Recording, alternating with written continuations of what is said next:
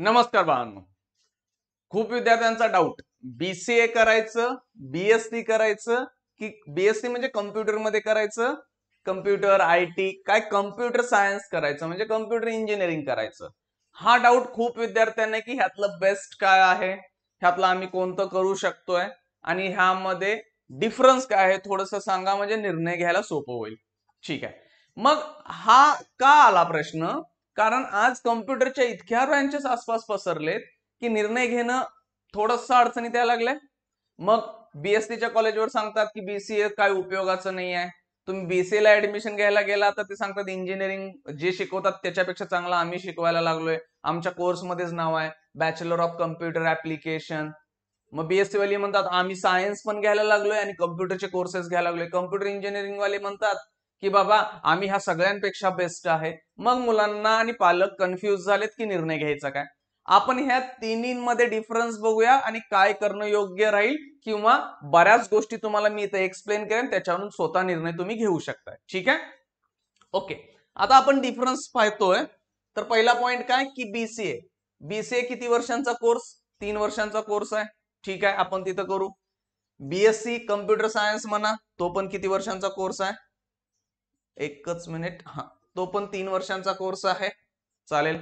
Engineering computer science engineering, मग आता ह्यात पण बरेच टाईप आहेत.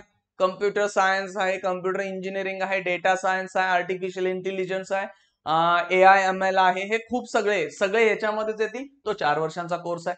म्हणजे आता काय झालं, बऱ्याच गोष्टीमध्ये हे डिफरन्स जाणवतो की बाबा 1 वर्ष जास्त आहे म्हणजे हे खूप चांगलं आहे असं म्हटलं जातं. इंजिनिअरिंग नाहीये. बाकीच्या देशांमध्ये हा 3 वर्षासाठीच डिग्री मानली जाते आणि आपल्या इथं पण या तिन्ही वर्षांच्या डिग्री आहेत. फक्त एक एक्स्ट्रा वर्ष इंजिनिअरिंग साठी चालतंय. खूप मोठा फरक आहे का? नाही. एखाद्या वर्षाचा फरक आहे, तो ऍडजस्ट करू शकतोय का. फर्स्ट इयरला इकडे काय असतं, इंजिनिअरिंगला सगळे बेसिक विषय आहेत. म्हणजे तुम्ही मेकॅनिकल चला, कम्प्युटर चला, सिव्हिल कुठल्या पण इंजिनिअरिंगला गेला ना, सगळ्यांचा सेम सिलेबस बेसिक आहे. काय खूप मोठा फरक नाहीये. त्यामुळे एक बेसिक इयर इथं ऍड झालंय, त्यामुळे एक एक्स्ट्रा इयर वाढलं. ठीक आहे. बीसीए ची सीईटी आहे. आता बीसीए साठी कोण जाऊ शकतं? बऱ्याच, म्हणजे असं कंपल्सरी नाही आहे की त्याला इतकेच टक्के पाहिजेत, सायन्स मधनच तो गेला पाहिजे असं काही नाही. तुम्ही बीसीए ला ऍडमिशन घेऊ शकताय बाबा. हा, फक्त बीसीए ची सीडी एक वर्षांपासून सुरू झाली, तिथं गेलं. बीएससी साठी हा 12वी स्टँडर्ड सायन्स मधनं तुम्ही झालेलाच असलं पाहिजे तरच बीएससी कम्प्युटर सायन्स आयटी ला ऍडमिशन देतील. इथं कुठलीही एंट्रन्स एक्झाम नाही, सीईटी वगैरे नाहीये. ठीक आहे. देन कम्प्युटर इंजिनिअरिंग साठी बाबा कंपल्सरी सीईटी किंवा जेडब्ल्यू एक्झाम दिलीच पाहिजे, त्याच्याशिवाय तुमच्याकडे ऑप्शन नाही आहे. आणि इथं फिजिक्स, केमिस्ट्री, मॅथमॅटिक्स, केमिस्ट्री नसला तरी चालतंय, दुसरा टेक्निकल विषय ऍड होतात. फिजिक्स आणि मॅथमॅटिक्स 12वी सायन्सला असला पाहिजे आणि तुम्ही ह्या दोनपैकी एक एक्झाम दिली पाहिजे. ओके, ठीक आहे. आता बीसीए मध्ये काय शिकवतात? नावातच दिले की ऍप्लिकेशन. बीसीए मध्ये सगळे तुम्हाला काय ऍप्लिकेशनच्या रिलेटेड शिकवलं जाईल. आता तुम्ही म्हणाल ह्याची गरज का पडली? कम्प्युटर इंजिनिअरिंग होतं काही जुन्या काळांमध्ये, तिथं तुम्हाला कम्प्युटर इंजिनिअरिंगचे पहिला बेसिक फर्स्ट इयरला कॉमन विषय शिकवले जातात. मग कम्प्युटर इंजिनिअरिंग मध्ये थेअरी शिकवली जाते आणि मग त्याच्या ऍप्लिकेशन्स कडे येतात. पण आताचा सिलेबस एवढा लोड होता किंवा आहे की तिथं फक्त काय, हे सगळं शिकवूपर्यंत ऍडव्हान्स गोष्टी शिकवल्या जात नव्हत्या किंवा जाण्यासाठी कमी वेळ मिळायचा. थेरॉटिकल सांगालोय, ऍक्च्युअल कॉलेजमध्ये तसं होतंय का? नाही आहे. मी जे सांगतोय आणि त्याच्याबद्दल डिटेल पण देतो, हे असं कॉलेजमध्ये आजकाल होतंय की बाबा सिलेबस फर्स्ट इयर सोडा, सेकंड इयरला डिपार्टमेंटला जातील, सब्जेक्ट दिले, सगळी थेरी वगैरे शिकवूपर्यंत ऍडव्हान्स गोष्टी शिकवणं अडचण, प्रॉब्लेम येत होता. मग त्याच्यासाठी ह्यांनी काय काढलं, कॉलेजांनी एक आयडिया केली की आम्ही फक्त डायरेक्ट ऍप्लिकेशनवरच येतो. ह्यांच्याकडे जो शिकवायला वेळ नाही ना, ते आम्ही शिकवतो. पण ऍक्च्युअल कॉलेजांमध्ये चालतं का? नाही चालत. हे फक्त ते नावाला आहे. खूप रेअर कॉलेज आहेत बीसीए ची की तिथं ऍप्लिकेशन नाव आहे, सगळे हे ऍप्लिकेशन शिकवतील. फक्त सिलेबस मध्ये दिलंय, थेअरी पेपर लिहून चाललंय. हा, काही विद्यार्थ्यांना आता हे मला असं डिमोटिवेट करायचं नाही आहे किंवा काहींना खूप चांगलं वाटायचं नाही, मी जो फॅक्ट आहे तो सांगतोय.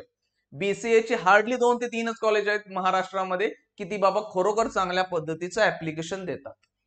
ठीक आहे. मग बाकीचे कॉलेज थेअरी पुस्तक, इथं जे चाललंय ना तसंच इकडं चाललंय. ठीक आहे, ओके. बीएससी मध्ये काय असतं? थेअरी विथ थोडं प्रोग्रामिंग लँग्वेजेस आणलेत त्यांनी. कारण बीएससी वाले पहिला जरी बीएससी कम्प्युटर असलं तर तुम्हाला ते बेसिक सायन्स कडे नेणारच आहेत.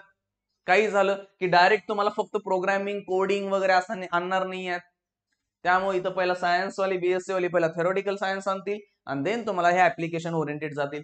इंजिनिअरिंग मध्ये काय तुम्हाला टेक्नॉलॉजी शिकवतील, मॅथमॅटिक्स आणतील, सगळं इथं घुसवतील. इतका सिलेबस भरून ठेवलाय की बाबा इथं म्हणजे पूर्ण टाईट 4 वर्ष जातात. हे झालं आणि देन पुढचा पार्ट जो सगळ्यात महत्वाचा आहे, आपल्याला निर्णय घ्यायला महत्वाचा ठरेल की नेमकं काय करतात.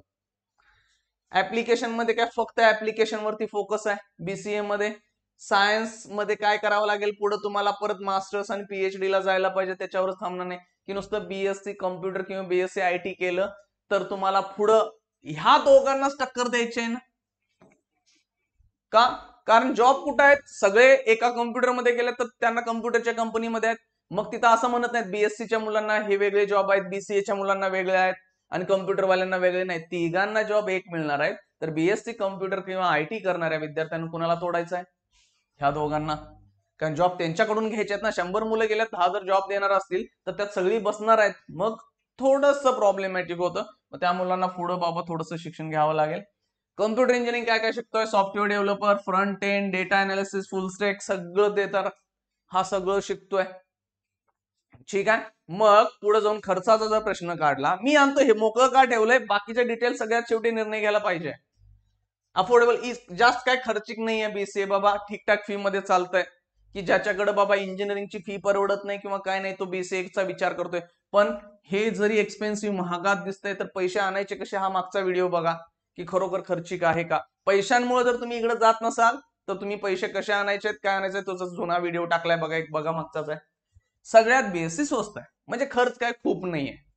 ठीक आहे. आता झालं, मग हे एक बेसिक आयडिया दिली. तू म्हणा नेमकं करू काय, हे तर आम्हाला पण माहित होतं, ह्या ज्या गोष्टी होत्या. क्लिअर सांगतो, जॉब काय आहेत, सेम आहेत. जॉबला गेल्यानंतर खूप डिग्र्या बघितल्या जातात का, नाही आहे. पण ज्यावेळी ही 3 लोक उभा केली जातील, एक बीसीए वाला, एक बीएससी वाला आणि एक कम्प्युटर इंजिनियर, त्यावेळी नेहमी कुणाला प्रेफरन्स दिला जाईल, कम्प्युटर इंजिनिअरिंगला. असं होऊ नये, पण ऑब्विसली बघण्याचा दृष्टिकोन ह्याच्याकडे वेगळा असतो. आणि तसं का होतंय सांगतो, की जे सिलेबस मध्ये ह्या तिघांच्या मांडलंय कागदांवरती पुस्तकांमध्ये, ते ऍक्च्युअल कॉलेजांमध्ये शिकवलं जातं का हो? नाही शिकवलं जात. मग मुलांच्याकडे नॉलेजचा प्रॉब्लेम क्रिएट होतोय की त्या पद्धतीचं नॉलेज नाहीये. मग मुलं स्वतःहून कष्ट करावं लागेल, स्किल घ्याव्या लागतील. असं नाहीये की इंजिनिअरिंग वाला खूप पुढे जाणारच आहे. जर त्यानं नुसती पुस्तकं वगैरे पाठ केली, पास झाला, मार्क्स पाडले, त्याला नोकरी मिळणं चान्स नाही. काही वेळा बीएससी वाला खूप चांगलं नॉलेज घेऊन ह्यांना टक्कर देऊ शकतोय, दोघांच्या पुढे जाऊ शकतोय. पण तितका सिन्सिअर आणि तितक्या गोष्टी कॉलेजमध्ये चालतात का, हा प्रश्न आहे. त्यामुळे नेहमी काय केलं जातं, ह्याला वरतीच पकडलं जाईल आणि ऑब्व्हियसली ह्या मुलांना जॉब आहेत.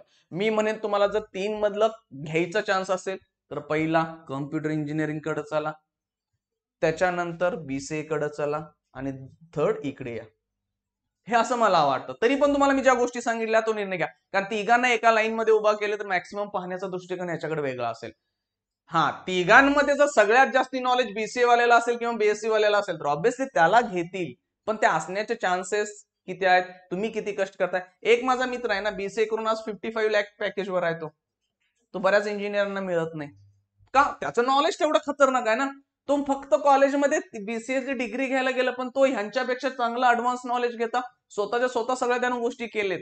बेंगलोरमध्ये आहे, खूप चांगला आहे. कुणालाही तर सहसा पटत नाही की फक्त त्यानं 3 वर्षाची बीसीए डिग्री गेली.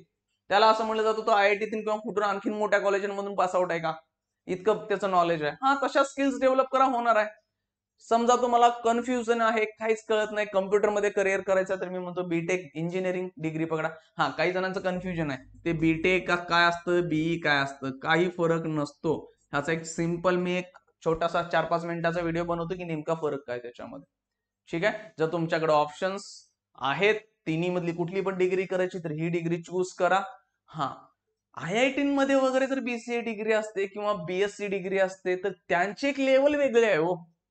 पण आपल्याकडे 99% कॉलेजेस कसे आहेत हे पण बघा. त्यामुळे तुमच्याकडे आहे तर इकडे चला बिंदास्त मध्ये.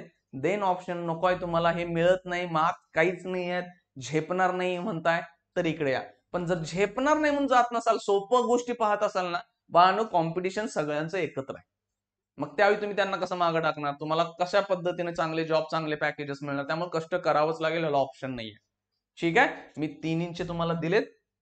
कुठं जायचंय तुमची इच्छा आहे, तुम्ही कुठेही गेला तर तिथं तुम्ही चांगलं स्किल्स घेतला, चांगलं नॉलेज घेतलं तर तुमची डिग्री मॅटर नाही करणार आहे, हे पण सांगतोय मी.